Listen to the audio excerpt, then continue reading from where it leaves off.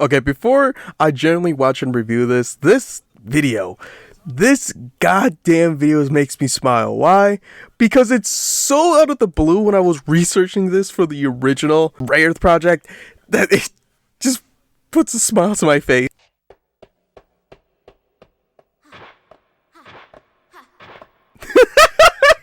Like, why is it her feet? Like, this is the stuff that you wouldn't expect from here.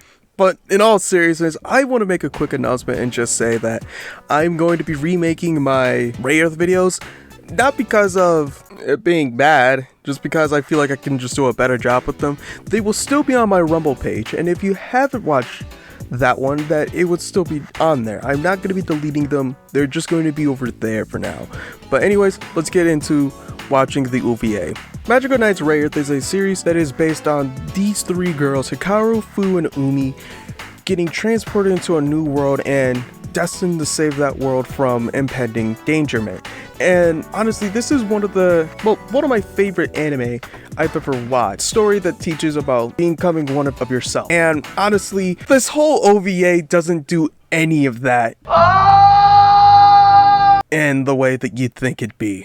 It's more darker, literally, more drab, more, instead of the adventure, it's the stage of impending doom that looks like that will be happening for Earth. That the Rayearth OVA takes both ideas of their canon and just uses what it wants to use. And to say that I don't know what I'm saying,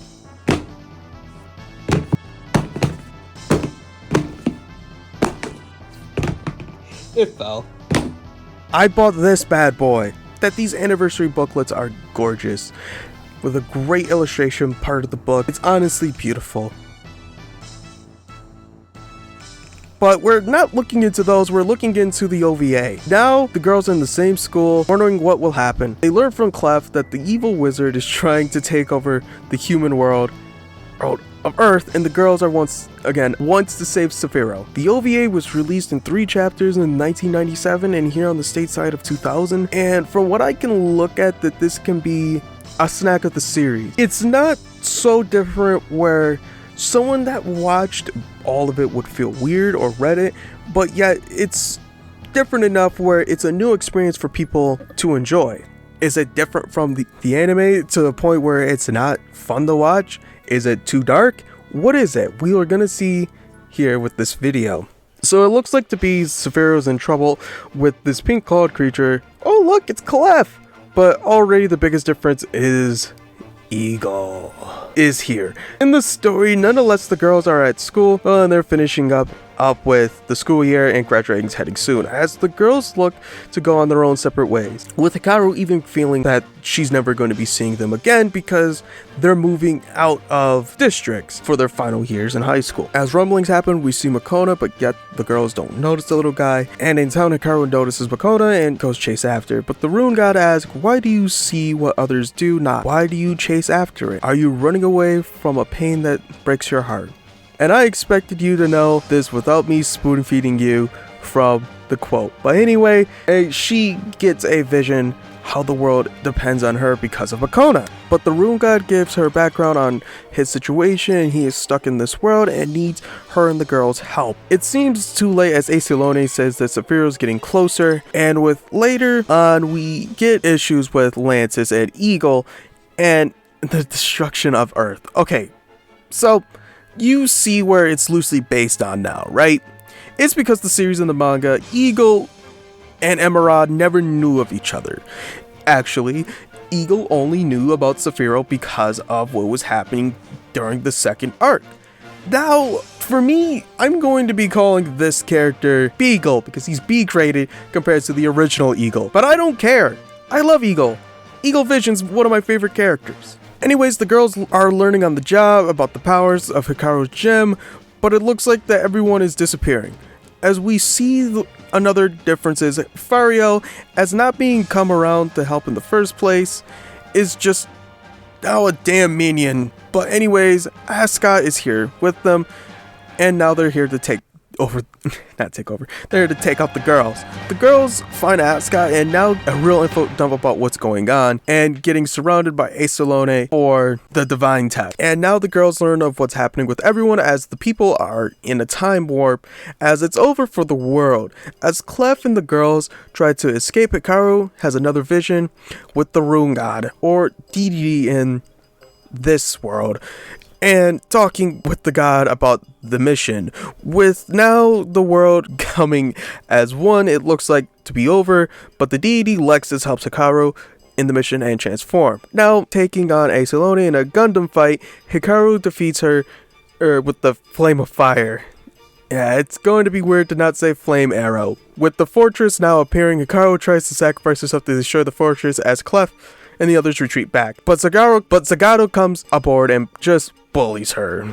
Yeah, now with her and Lantis being Lantis, stopping Aesolone from killing her, the chapter 1 ends in the worry as the note as the girls don't know what's happening with each other and who's this Lantis character doing with Hikaru. What will happen next?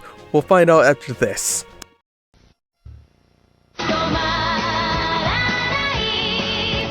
始まる伝説の戦いが手のひらサイズの本格 RPG マジックナイト Rayearth. Now with the girls wondering when they'll get their deity and worries about Hikaru, it looks like that Fu has gotten the Olymbrum in her hands, and Umi begins to worry about what's happening to Fu. With Clef giving light in, Green Ambulum does, with it showing that the truth knowing and what can really go on. Basically, as Fu is gone, they're worried about the shock that she can get and not want to aid into the fight. And pretty much, let's say this, that Bakod pretty much gave it to her. And it looks like there comes in some chaos because Afario starts to attack her while she's on a train. What it looks like to be at the worst, she's on the edge of falling off to see what Umi and Clef is going on in their situation, and they have Asuka on their ass. Yet, we don't need to look at that right now, because we need to see what's up with Hikaru and getting visions, instead we'll talk about later. After waking up, Lantis interrogates her about her actions and saying that she caused more harm with her bravery, and now she has to go and find her inner self. But at least we know that Fu's gone away and not fell from all the way down there. There's Fario again trying to destroy her again, and man, I'm gonna have to give my flowers to Nick Sullivan. I know him from those Law and Order shows. Bling. You don't hide your feelings very well. We'll talk about the other actors soon. Anyways, we get to see what Umi and Clef have been doing, and they've been doing alright at their lowest point, so she can survive as chaos happens in Fu's neighborhood and reckoning of the town that she's grew in. She gains the courage to actually now stop her and find a way to find Wyndham. Anyways, we see Umi's situation as she's trying to find her true heart, and that's being what friendship is made in hiding her vanity as her deity comes out, and Cirrus helps to stop Asuka, and to stop him, finally we get to see Wyndham come out and defeat Fario.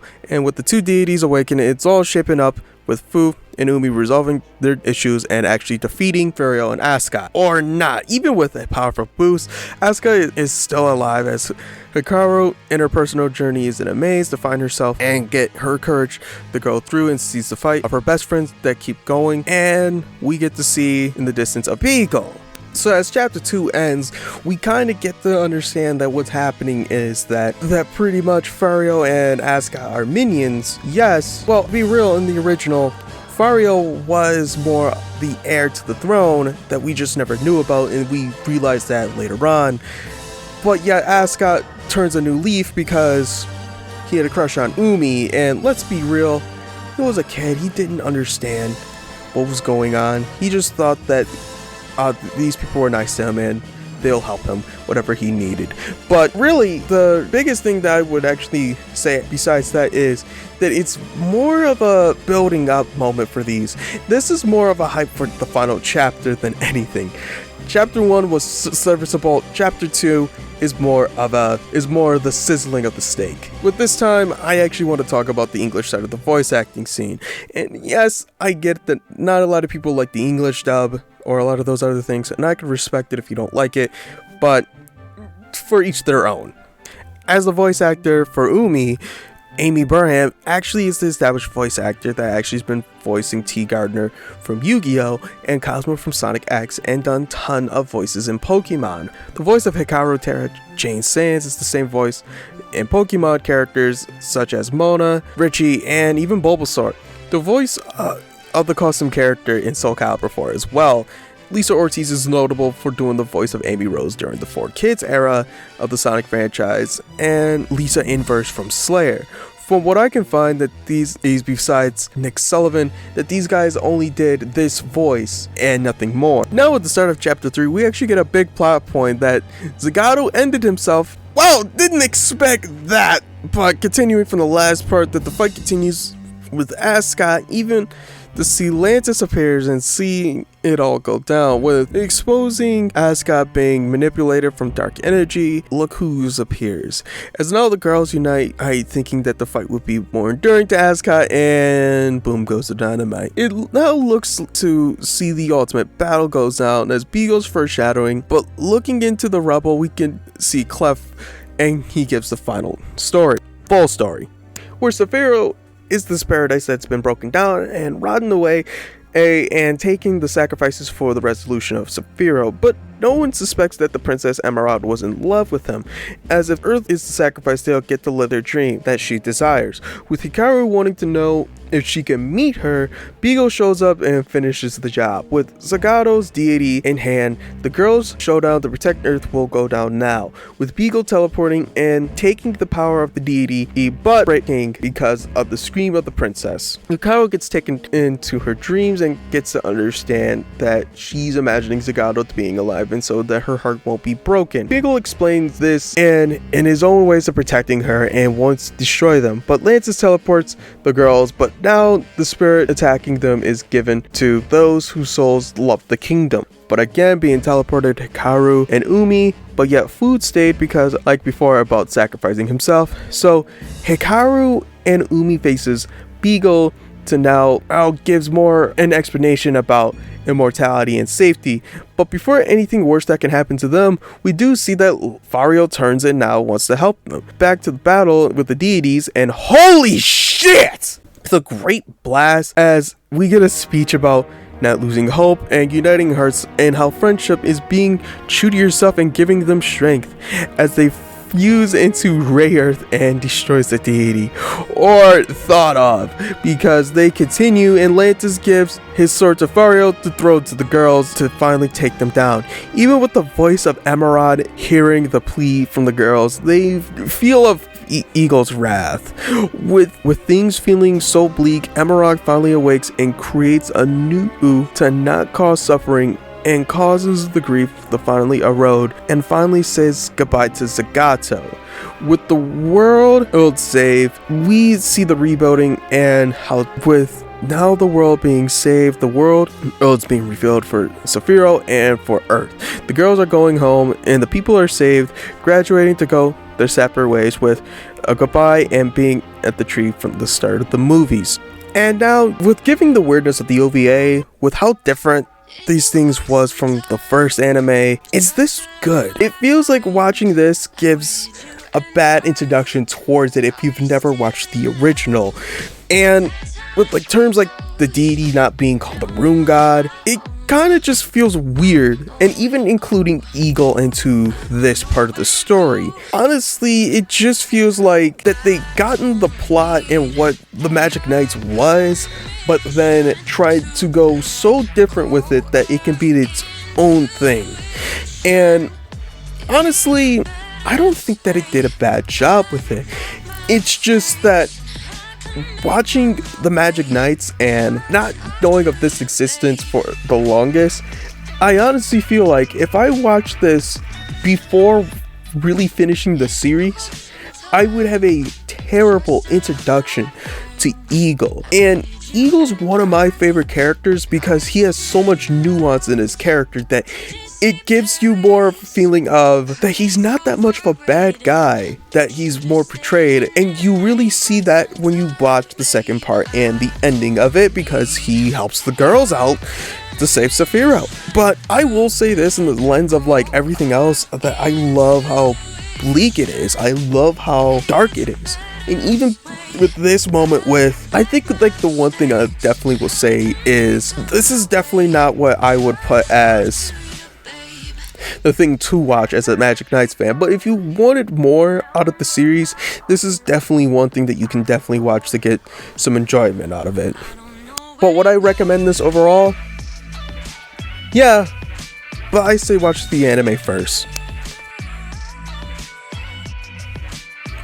Hi. Yeah, this is Jarfy. I just wanted to say thank you for watching, and that community post is what I plan to do, is that I am going to just redo the videos. I'm not going to go episode by episode, but I am going to try to, rewrite it in a way where I can give you a lot of this information, but not go back and forth with these episodes. And plus, I'll be real with you, I kind of don't like the fact that they're not on YouTube, so I want them on YouTube to help myself and feel proud of that. But if you like this video, please give it a like. If you dislike it, just give me the engagement. Please give me a subscribe. And also, that cool fact that the Magic Knights is on YouTube if you do want to watch it. So I highly recommend that you do watch it. And even if you don't want to use YouTube, it's on Amazon. So whatever you want.